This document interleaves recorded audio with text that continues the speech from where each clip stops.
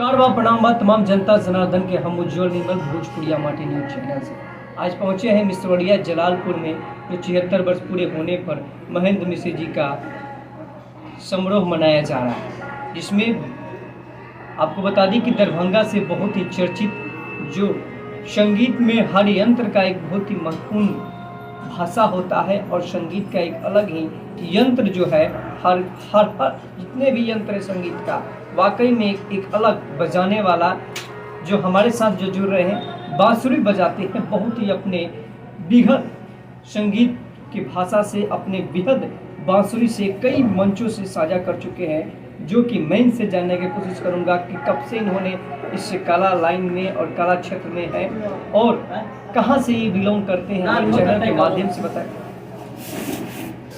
मैं दरभंगा बिहार मिथिलांचल से आया हूँ। मेरा नाम वीर प्रकाश है। मैं बांसुरी वादक, तो मेरी विशेषता है कि मैं बांसुरी स्पेशलिटी में भी है, मैं ऐसे संगीत शिक्षक भी हूँ और कई मेरे छात्र लोग गायन के क्षेत्र में, बांसुरी के क्षेत्र में राष्ट्रीय विश्वविद्यालयों में शोध कार्य कर रहे हैं। और मेरा संबंध जो बांसुरी और संगीत शिक्षण का है वो दरभंगा घराने से संबंध है। दरभंगा घराने के प्रख्यात पंडित निर्मली जी से मेरी शिक्षा दीक्षा हुई और बांसुरी की तकनीकों को मैंने गुरुजी के ही निर्देश और सानिध्य में उन दिनों प्रोफेसर सीएल श्रीवास्तव जी थे, उनसे सीखा और फिर अपने शोध और अपने चिंतन के आधार पर उसे और भी विकसित करने का प्रयास किया है। बांसुरी वादन मेरा शास्त्रीय वादन का ही क्षेत्र है। ऐसे कोई संगीत या विद्यापति संगीत या और जो सुगम संगीत है वो सारी रचनाएँ भी मैं बजाता रहा हूँ और बजा रहा हूँ। बांसुरी मैंने ऐसे भी कहा कि बांसुरी के क्षेत्र में गायन के क्षेत्र में भी कई मेरे सरकार की रही। अभी तक आपने कितने मंचों के माध्यम से बांसुरी की अपनी कला है दर्शकों तक पहुंचाने का और लोगों को मन लुभाने का प्रयास किया? कई मंच हैं, जैसे वृंदावन का मंच है, जयतीस चैतन्य गरीब शिव से 85-86। उसके बाद फिर 48 में पटना के कई समारोह से प्रोग्राम बुक फेयर हैं या यहाँ इलाहाबाद समारोह है, जयपुर में है, कई मंचों पर बजाने का मौका मिला है और इतना सरल ही नहीं है। जैसे दूरदर्शन का एक लंबा कार्यक्रम इंटरव्यू का वर्षा 1.5 घंटे का था, ये भी था मेरे शिष्य साथ। ऐसा अवसर मिला है बराबर और मिलता रहता ही है। और देखिए मुख्य रूप से बजाना जहाँ तक मेरा जो है ना वो बजाने का लक्ष्य मेरा, मैं बांसुरी वादक जैसे बजाता हूँ तो मेरा प्रयास ये रहता है कि शास्त्रीय संगीत का जो वर्तमान संदर्भ है, आधुनिक समय जो शास्त्रीय संगीत की स्थिति है उसको समझने का प्रयास करें और लोगों में कैसे इसके प्रति एक पसंदगी कर सकते हैं या इसके प्रति एक प्रेम पैदा हो।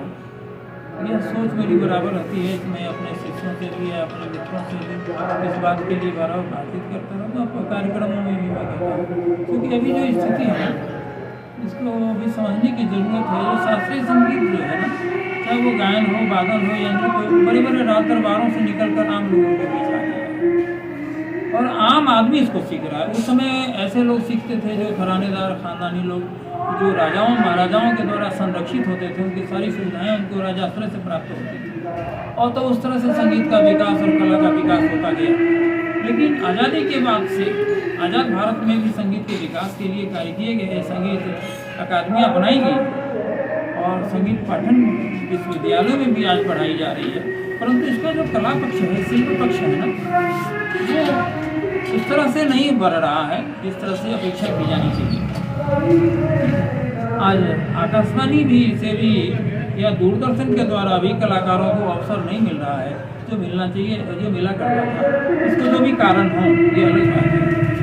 तो मैं इस बात को समझता हूँ कि आज जो संगीतकार हैं या युवा संगीतकार हैं खासकर, वो सीखते भी हैं, सीखें भी और उनको अपना मित्र भी बनाना होगा, अपना प्रेमी भी बनाना होगा, साधना भी करनी होगी और मार्केट भी तैयार करना होगा।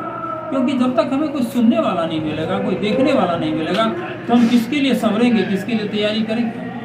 तो सबसे ज़रूरी है कि तानसेन की बजाय कानसेन बनाया जाए और संगीतकारों की जिम्मेवारी बनती है। वो आम आदमी के बीच स्वीकार है। अब वो भी खुद आम आदमी है। आम आदमी के पास एक मोबाइल ऐसी डिवाइस है जिससे वो किसी समय किसी भी चीज़ को सुन सकता है, देख सकता है। तो उसके चंचल मन पर हम शास्त्रीय संगीत रूप से कैसे प्रभावित करें कि वो हमें सुनने के लिए आए और हमें सुने। इसके लिए हम संगीतकारों की जिम्मेवारी बन जाती है। जो सीखने वाले जो भी युवा हैं, जो लोग हैं, कि संगीत की गोष्ठियाँ आयोजित करें, उस पर चर्चा करें और निरंतर लोगों को सुनाएं, ताकि उनमें एक आदत सी बने सुनने की। ये बहुत ज़रूरी है आज के लिए। मैं समझता हूँ कि सबों के लिए जरूरी है, जो संगीत करते हैं, जो सीख रहे हैं या जो संगीत को भविष्य बनाना चाहते हैं। अच्छा, जाते जाते आप हमारे दर्शकों को अगर आपसे बच्चे कुछ सीखना चाहते हैं और आपसे जुड़ना चाहते हैं, तो क्या साधन होगा आपसे जुड़ने का और आपसे सीखने का? बहुत अच्छी बात आपने की। हमसे जुड़ने का तो साधन एक है, मोबाइल है। मोबाइल के माध्यम से आप जुड़ सकते हैं। संगीत संबंधी कोई भी आपकी जिज्ञासा हो उससे हमसे शेयर कर सकते हैं, बातचीत कर सकते हैं, समझा जा सकता है। चाहे वो संगीत को समझने के लिए हो या संगीत के हर कुछ शिक्षण के लिए हो। आप किसी चीज़ को जानना चाहते हैं, मोबाइल के माध्यम से जान सकते हैं। अगर सीखना चाहते हैं तो मेरे घर आ सकते हैं, क्योंकि मैं दरभंगे में रहता हूँ और विश्वविद्यालय से अब मैं लगभग मुक्त हो रहा हूँ। तो वहाँ पर निश्चित से मेरे यहाँ सीख नहीं सकते। ऐसी कोई बात नहीं। जो प्रतिभावान बात जो लोग हैं, देखिए अब अचानक किसी चीज़ को देख कर अगर हो गया कि हम भी सीख लें, तो भी एक उत्सुकता होती है। लेकिन जिसमें गंभीर जिज्ञासा जब तक नहीं होगी सीखने की, वो आदमी जाने सीखेगा सीखने के। तो वैसे लोग अगर चाहते हैं तो दूर भी करें कि वो कहीं भी चले जाएंगे। वैसे लोग तो पहाड़ पर भी चले जाएंगे ढूंढने। तो वैसे लोग अगर हैं तो मोस्ट वेलकम, स्वागत है मेरे यहाँ जाए फिर सीख सकते हैं। और जहाँ तक जानने की बात है तो फ़ोन से भी हमसे जानकारी ली जा सकती है। कोई ज़रूरी नहीं है कि रूबरू हो जाए या और कुछ ज़्यादा जानना चाहते हैं या उनको लगती है कि हमसे उनकी जिज्ञासाओं की पूर्ति हो सकती है। स्वागत है।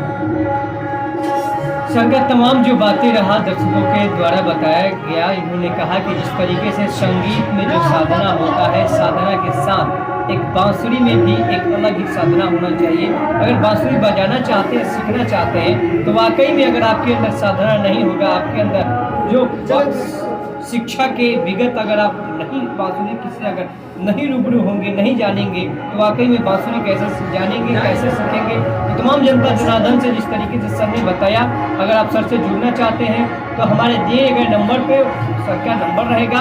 अब सर भोजपुरिया माटी न्यूज चैनल को सब्सक्राइब करें और बेल आइकन दबाना ना भूलें।